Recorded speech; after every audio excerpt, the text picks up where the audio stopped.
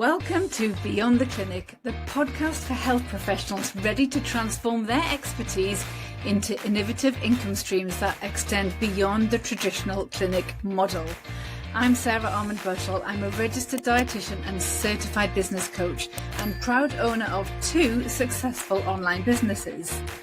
I understand the leap from the security of a regular salary can feel intimidating because I've been there too.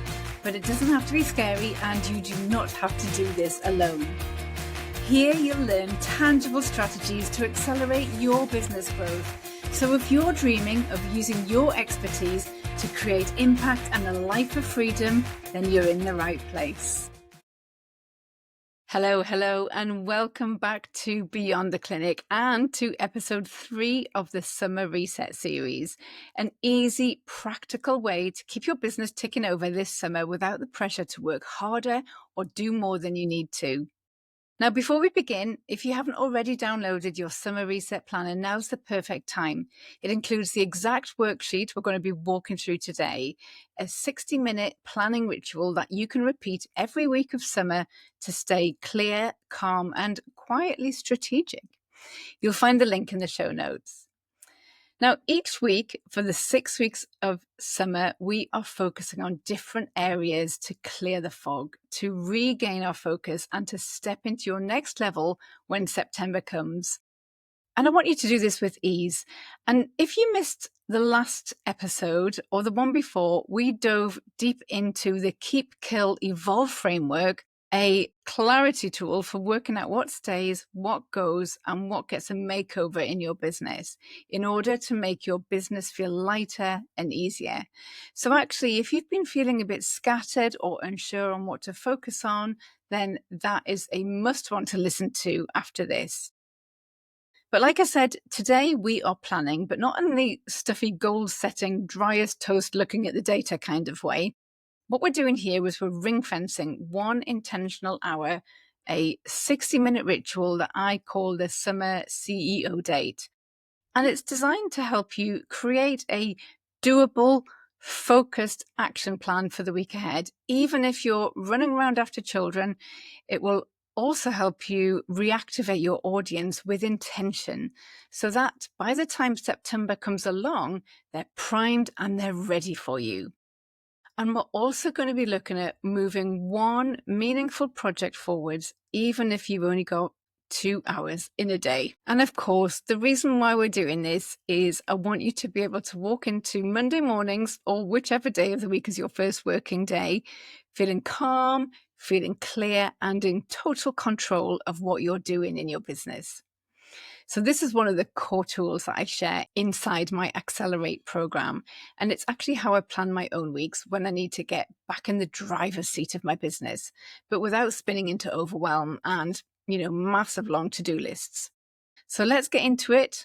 Brew yourself a cuppa, grab your Summer Reset Planner, and let's build you a really focused week. So I'm going to tell you about a live launch that I once did for my Happy Healthy Eaters Club. It's a membership. And I nearly messed it up. It was June.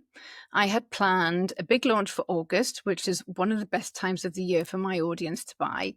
And I knew that I needed to be laying the groundwork now. So if you've ever hosted a big sales campaign, you know you want about 8 to 12 weeks to prepare your audience so that they're ready to buy when the time comes. But instead of focused prep, I was faffing about with my email templates. I was reorganizing my Asana project board. I was recording a mini bonus course on raising vegan children that actually nobody had even asked for. And every day I'd open my laptop and I'd be really busy. But at the end of the day, I actually felt like I hadn't done anything to move forward towards this launch. So I sat down, did a bit of a brain dump, and I mapped out a plan, one that looked at my goal, my launch, and the marketing touch points that I needed to ensure that it was going to be a successful one. I also looked at what my audience needed to hear from me that week in order to prepare them for the launch, and also one core project that I could work on to start moving forwards. So by the end of that week, I had planned out all my pre-launch nurture emails, and I'd written the first 2 weeks by hand, I might add. This was way before the days of ChatGPT. I had also created an outline for a blog, and I had an idea for 3 more key pieces that I want to have done to support the launch. And I'd also booked a coffee chat with somebody on my wait list so I could do some one-to-one market research and make sure I was getting everything right. Now, I managed to do all of that after just 1 hour of planning, and the secret is it got me to refocus, and it was that led to a successful and highly profitable launch. So what I want you to know is that summer doesn't have to be a write-off. So you might be juggling childcare, trying to take some time off. You might even find that summer is a bit quieter for your niche, so you're working with fewer clients. But that doesn't mean that your business has to be on pause. In fact, if you do pause things, you might find it very difficult to re-engage your audience come September. What it does mean is that your business activities need to be focused. They need to be relaxed and they need to be strategically aligned with your long game. And so that's exactly what the summer CEO date gives you. It gives you space to think strategically in less time and with a sense of calm. Okay, so how do you have a summer CEO date? What do you actually do? Well, let's break this down. Again, it's all mapped out in your summer reset planner, but I'll talk you through it in detail here too. So think of this like your weekly check-in with the boss, except you're the boss. And the meeting happens on your terms, whether you're at your desk or still in your pajamas or squeezing it in while your dinner's in the oven. It all still counts. So the very first thing that I do, step 1 here, it's just 5 minutes, 10 at the most at the very start, is ground yourself. So this is your starting point. So I think of it like arriving at your favorite quiet spot before opening your book. You're just setting the tone. You're making the environment feel warm and inviting before you begin. So it's all about approaching this CEO date with a sense of calm. So here's what I suggest you do. Make your favorite drink. It could be a herbal tea. It could be a strong coffee. It could be a green smoothie. It could be a cocktail. There is no judgment here.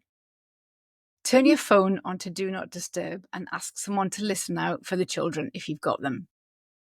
Put on some calming music in the background, light a scented candle if that's your thing, open a window, whatever helps you feel relaxed.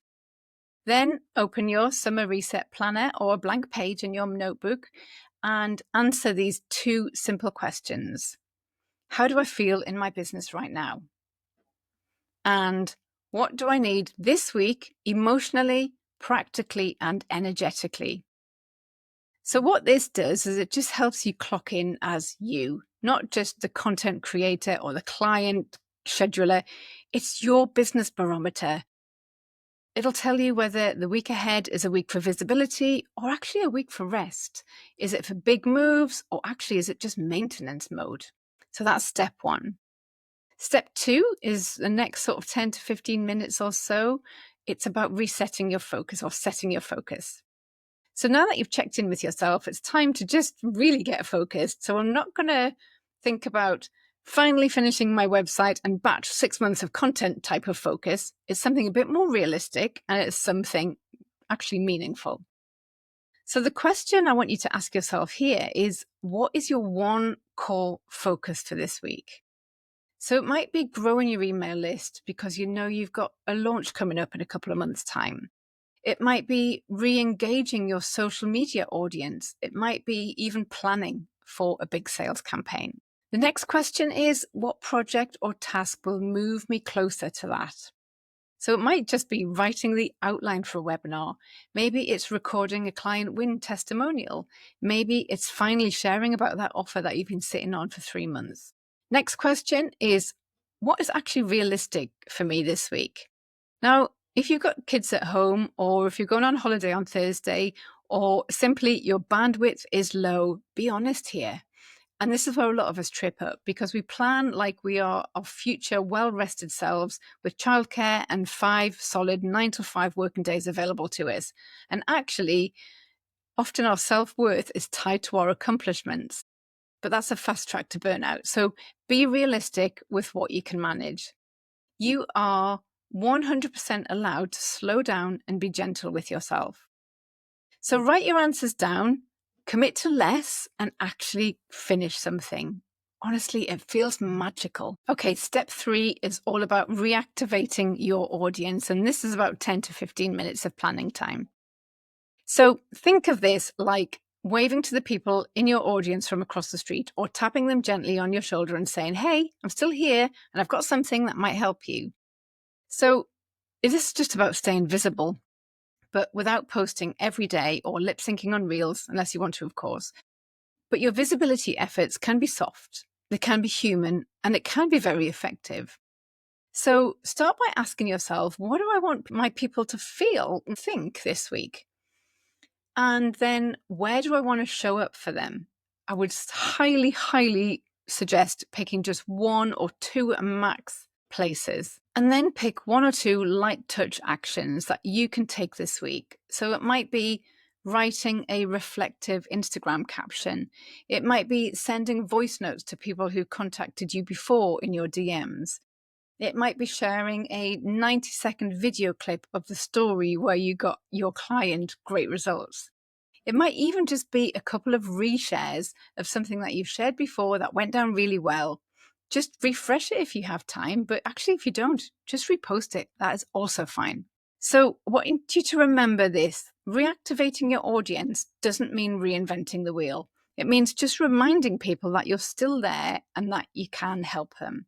And it's really important that we don't forget this during the time off we all take in the summer, because it's really hard to re-engage an audience that's gone cold. Okay, step 4, another 10 to 15 minutes or so, and this is all about mapping the touch points.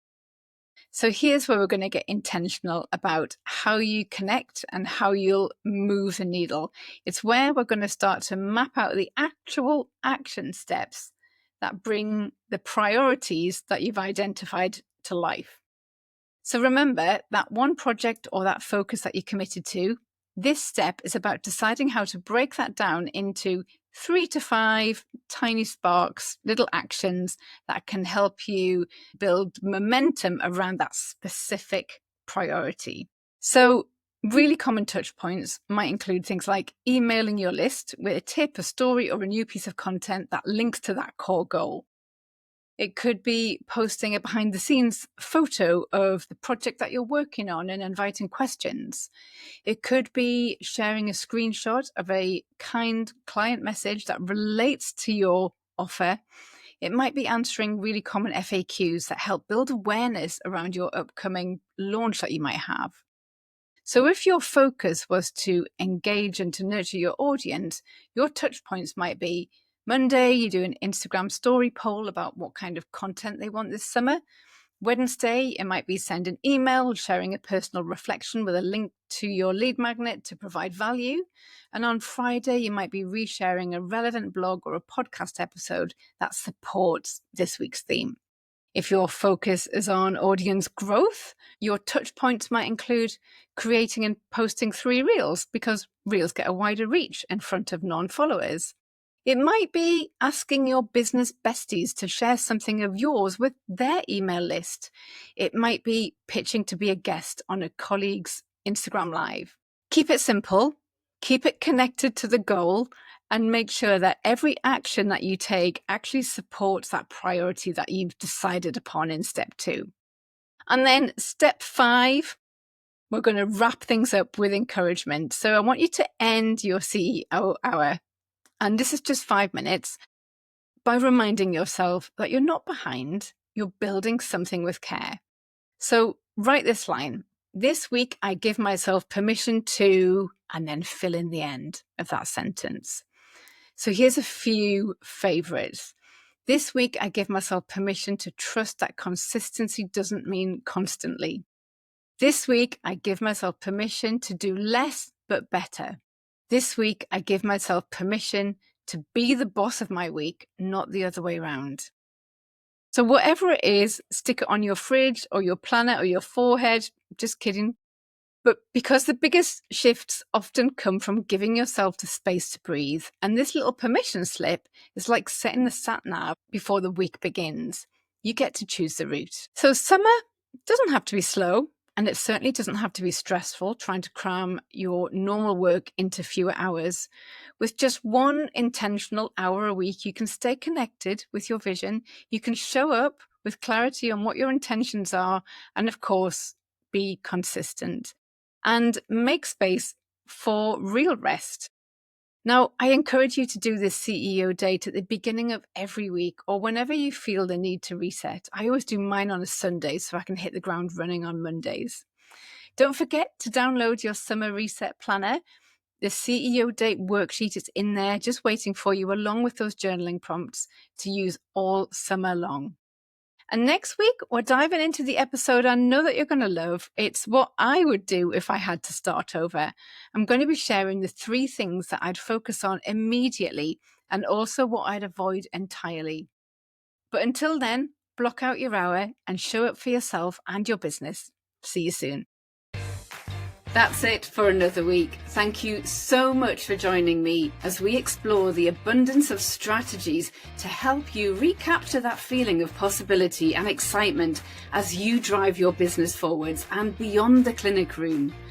If you found today's episode inspirational, then don't forget to like and subscribe to the show to stay in the loop for more valuable advice that I'm going to be sharing each week.